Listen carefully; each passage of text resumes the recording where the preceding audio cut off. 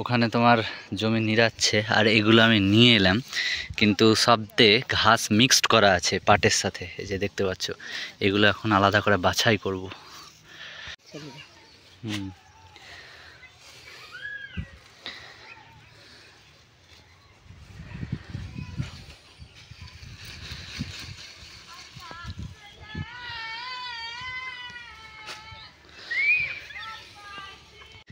তো এই যে দেখতে পাচ্ছ এতগুলো আমার শাক হলো, এগুলো নিয়েই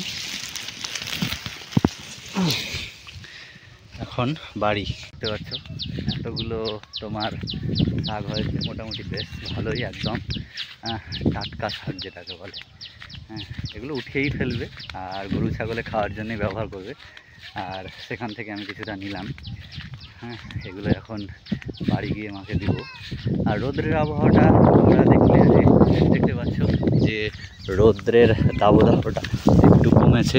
হ্যাঁ, এই যে মেঘ দেখতে পাচ্ছ, সূর্য ঢাকা অবস্থায়। হ্যাঁ, আর এগুলো সব তিল বোনা আছে মাঠের মধ্যে। তো চলো, মায়ে দেখো শাক হবে। হ্যাঁ, এই এই দেখো শাক তোমার ছিল ইয়েতে, জমিতে লিরা ছিল, ওদের তুলে নিয়ে এলাম। আর এইদিকে দেখছো অন্য শাক বাঁচতে বসে গেছে। শাক ঠিক আছে না, শাক তো ঠিক নাই। কি আছে? ভুল কি আছে? ভুল আছে এই যে পোকায় খেয়ে নিয়েছে শাক। পোকায় অত পোকা হবে? তাহলে জমিওয়ালাকে বলে আসতে হবে, জমিওয়ালাকে বলতে হবে। জমিওয়ালা কি করবে? তাহলে পোকাটাকে বলবে যে কেন খেয়েছিস। পোকাটাকেই বলতে হবে যে কেন খেয়েছিস। হ্যাঁ, কেন খেয়েছিস। না বাছো ভালো ভালোগুলো তাড়াতাড়ি। মা বাবা করতে গেল নাকি? আম পাড়তে গেল, তো গল্প করছে যে।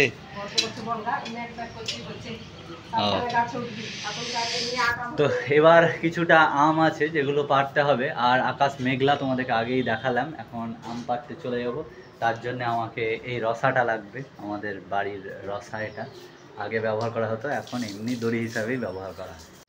তারপরে এখন তোমার আম পেড়ে চলে এলাম এবং প্রায় 2 ঘন্টা 2.5 ঘন্টার উপরে আম পারলাম। আর এই দেখো এখানে এক ঝুড়ি আছে, এগুলো হচ্ছে রানী। হ্যাঁ, এগুলো তোমার রানী আম। আর কিছু আছে তোমার যেগুলোর নাম বলছে ভবানী।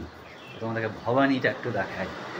ভবানী ভবানী ভবানী ভবানী, এই যে ভবানী ঘরের মধ্যে রাখা হয়েছে একদম। এখানেও এক ঝুড়ি। এগুলোর সাইজ একটু তুলনামূলক ছোট, কিন্তু একদম সব পাকা পাকা আম, গাছ পাকা।